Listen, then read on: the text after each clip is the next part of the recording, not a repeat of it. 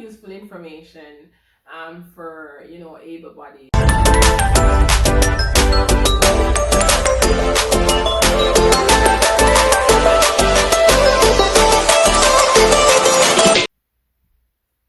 Hi, hello, wagwan, and welcome to Monique's Reality, where I aim to encourage and inspire.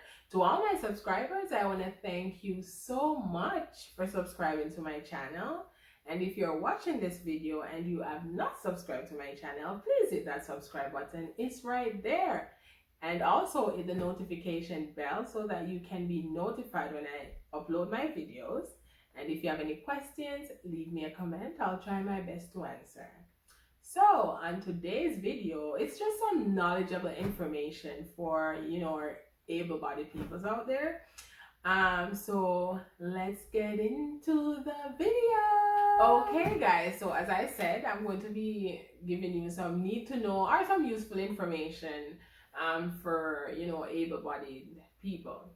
So I know that sometimes, you see someone with a physical disability fall and you want to help, and that is appreciated. That is wonderful. Thank you for doing that. But it would be nice before you go on and try to lift them up off the ground, it's best to ask them, because I've had instances where, I fell in a weird position.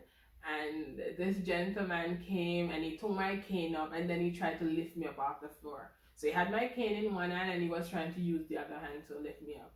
And for me, that was painful because I fell in a weird position and my legs was all twisted in a way. So I had to tell him nicely, you know what, I really appreciate the help, but can you give me my cane back? That way I can position myself properly. And once I position myself properly, then if I need your help, I will ask for it. So that's something that if you find yourself that you have done that in the past, if the situation happens again in the future, please make sure that you ask the person if they need help before going and trying to scoot them up off the floor. Okay, so that's number one. Number two is addressing the individual that the person with the physical disability is with, then addressing the person.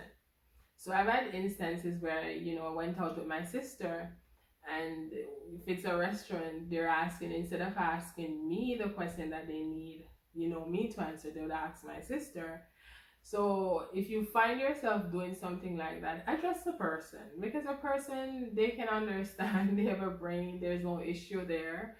So it's best to ask instead of addressing someone else. So if you find yourself doing that, so please, if you're not aware, think about it and try to make sure that you do that in the future. Try to make sure that you address the individual in the future.